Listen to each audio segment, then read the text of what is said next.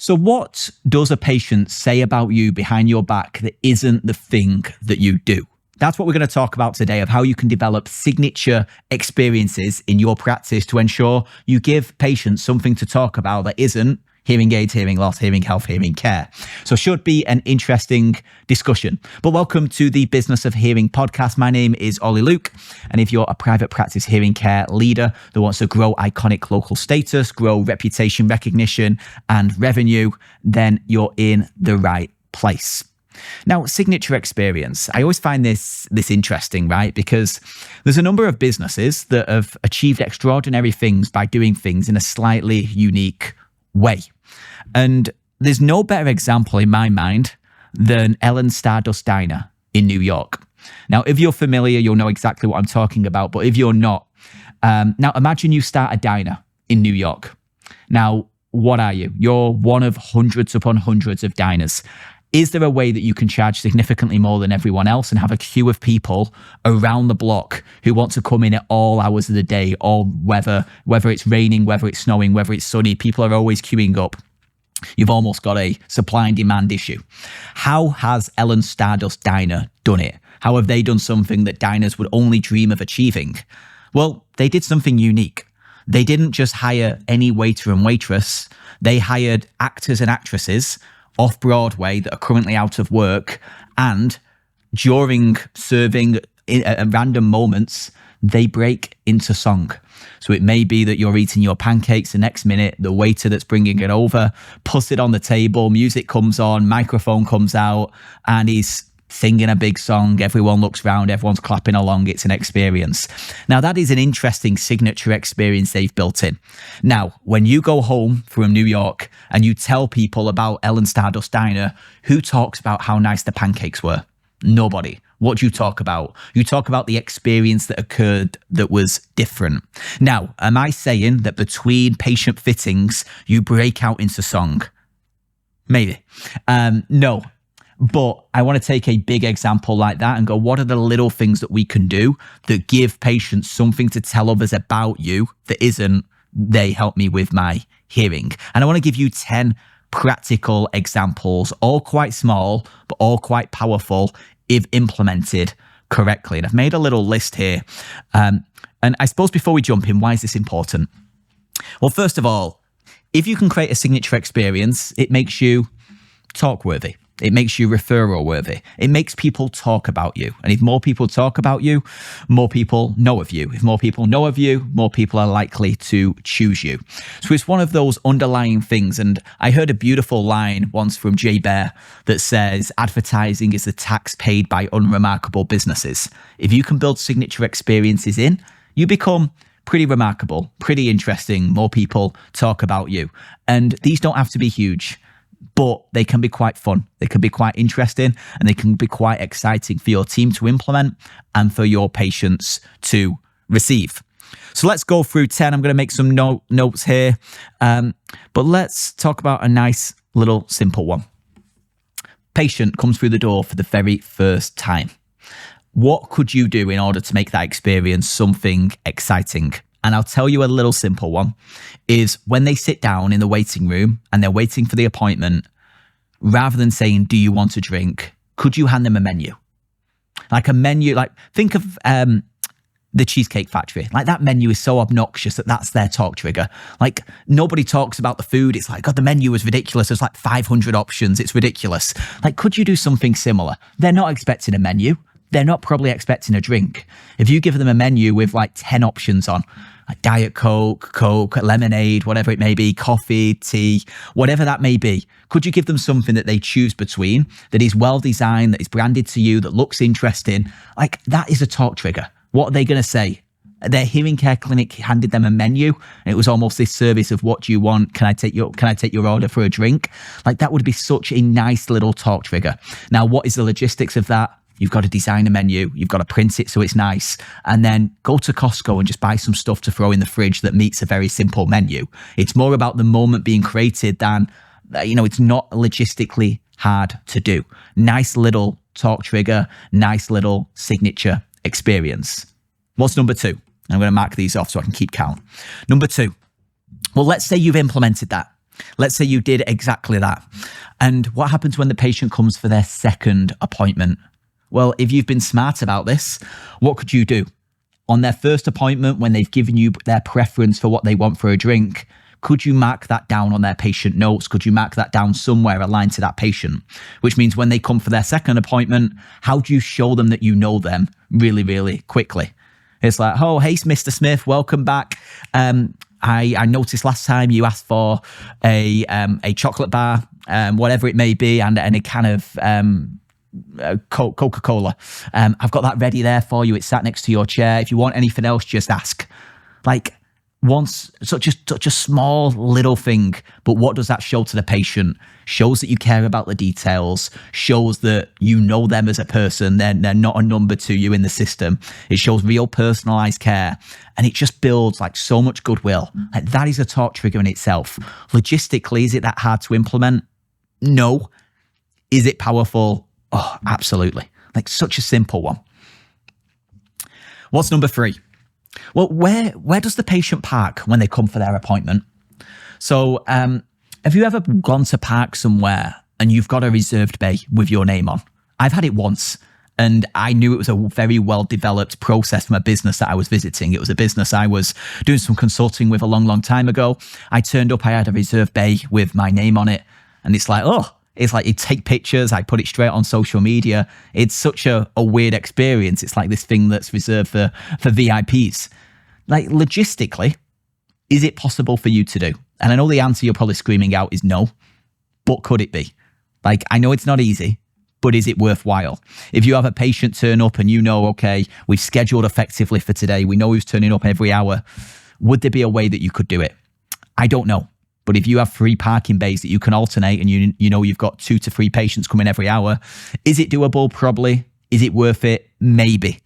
But is it worth considering? Absolutely. So like little things like that can make a big, big difference. And to build on that, one thing I was speaking to a practice about that I loved was this double clean and check they were doing.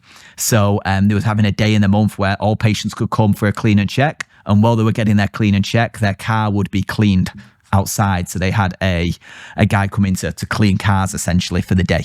Like, such a nice little small talk trigger. Is it easy to implement? It's got its logistical challenges, but is it doable? Yes. Is it powerful? Yes. So little things like that. Let me move on to number 4. Could you, hypothetically, develop a sound passport?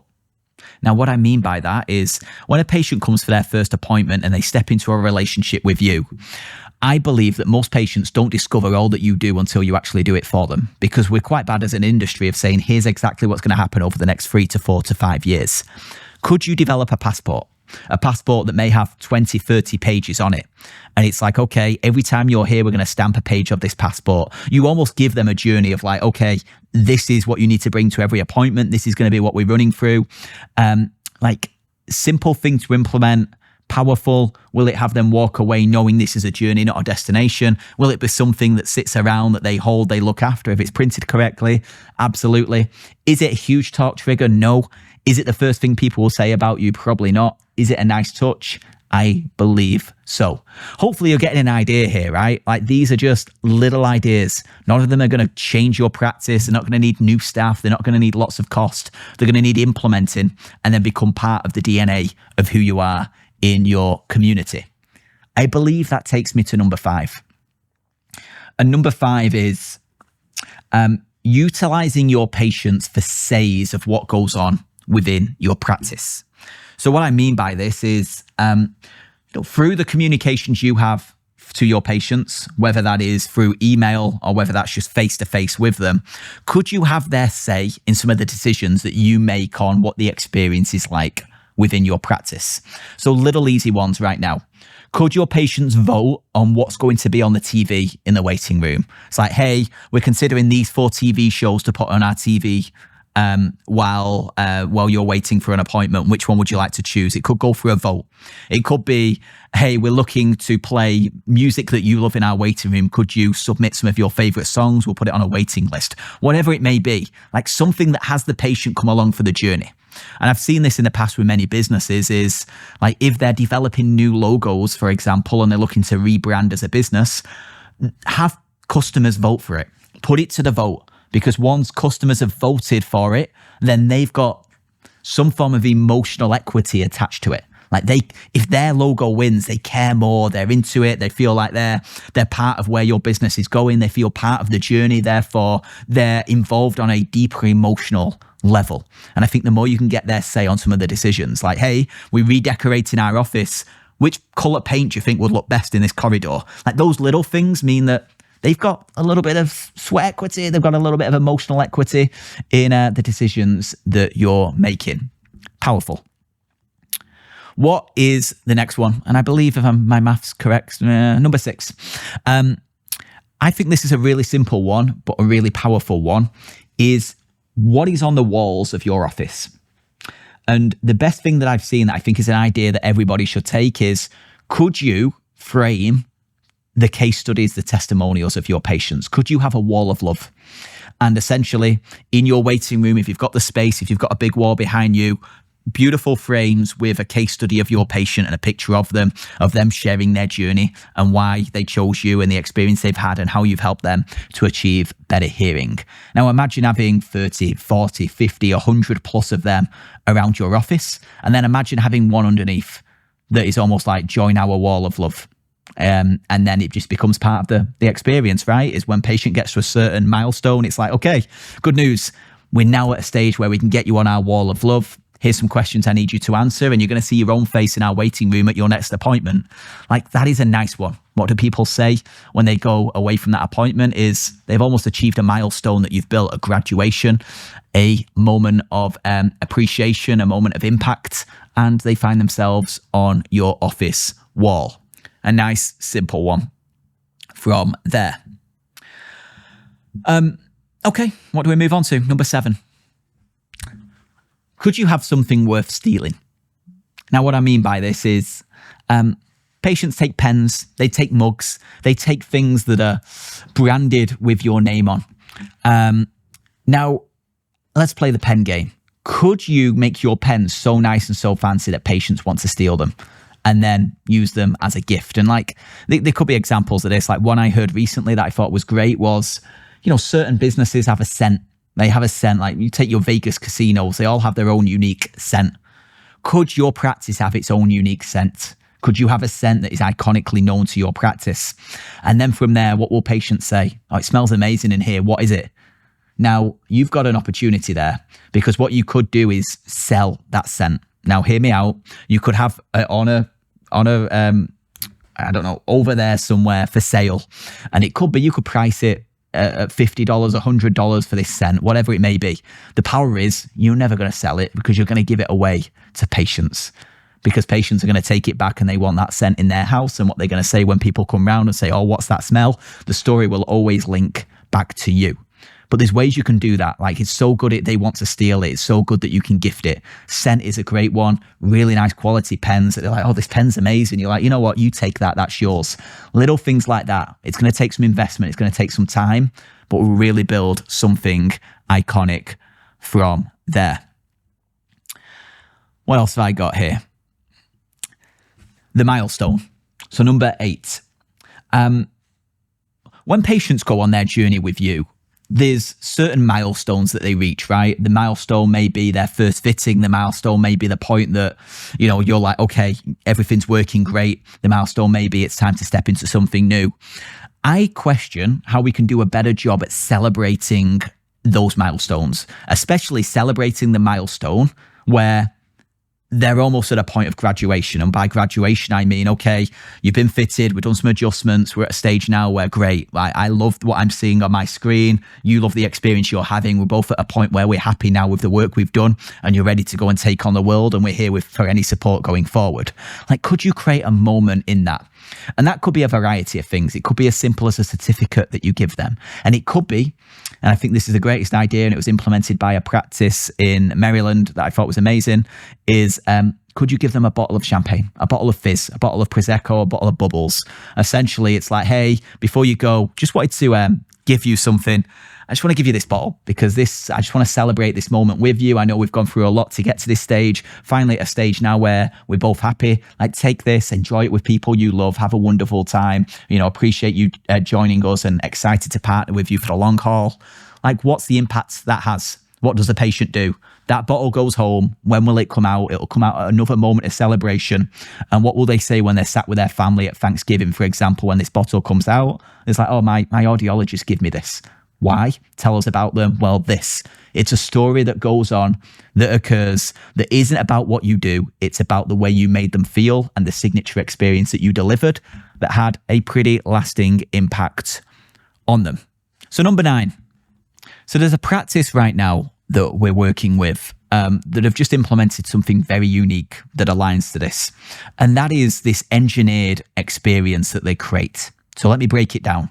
When patient comes in for their first appointment, they get a picture with the patient. It's a selfie from the provider and the patient, both there. Nice little touch.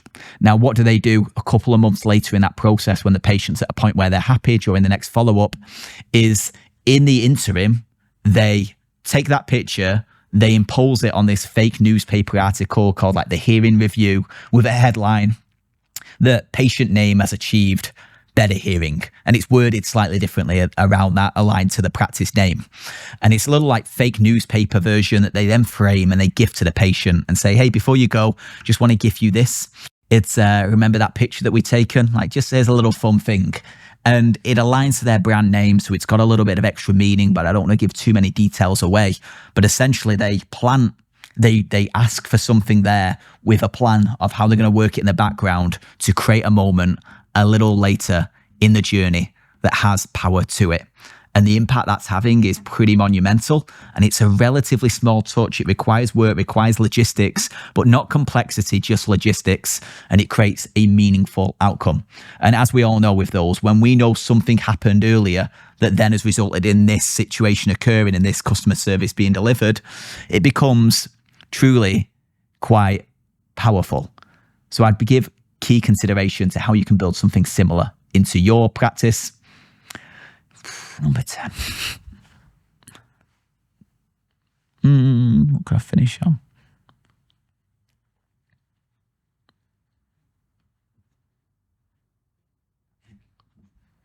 And then number 10.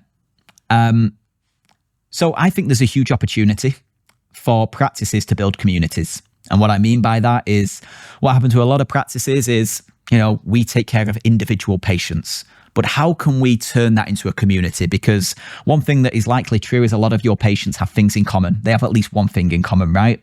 How can you leverage that and ensure that they better know each other? And as a result, you create a bit of a movement where what they say about you behind your back is like, oh, what did you do on Tuesday? I went for coffee. Who with? Well, all my friends from ABC Hearing. Like, could you create something like that? And I've seen these occur in the past. Take patients that you know are your best patients. Do you do an event? Do you do a community event? Do you do a patient appreciation event? Do you do something that you inject some experience into? There's a practice right now in Utah. They've hired out a concert venue. They're inviting all their patients for their 20th year celebration. They've got an artist, a band playing. They've got local businesses that are going to be sorting the catering. They're making an investment because they know they bring their patients together. It's going to be a magical moment, a magical experience for everyone there. And it's going to be the highlight of many of their patients' weeks. And what's going to happen when their patient gets asked, what have you been up to recently? Oh, I went to this theatre in town because my hearing care clinic did this and I got to watch this artist. Have you heard of them? Like, that is a really powerful thing. But hopefully you can get what I'm getting at here is None of this is a magic trick. None of this is a quick win to get lots of more patients. But this is how do we build remarkable reputations by developing a signature experience that is uniquely ours, that is difficult to copy, that people know and align to us, and that allows patients to talk about us behind our back, which isn't the thing that we do, but how we made them feel, or that little experience that they're keen to tell others. But there's 101, right? It could be that you bake fresh bread in the morning. It could be that you do Kung Fu on a Saturday and you have pictures around the office. I really don't know. But can you develop something that is unique to you, only unique to you, and something that your patients talk about to others that always links back to you? So one to think about, one to ponder on, but as always, appreciate your ears, and I'll be back again next week with yet another episode. Speak to you then.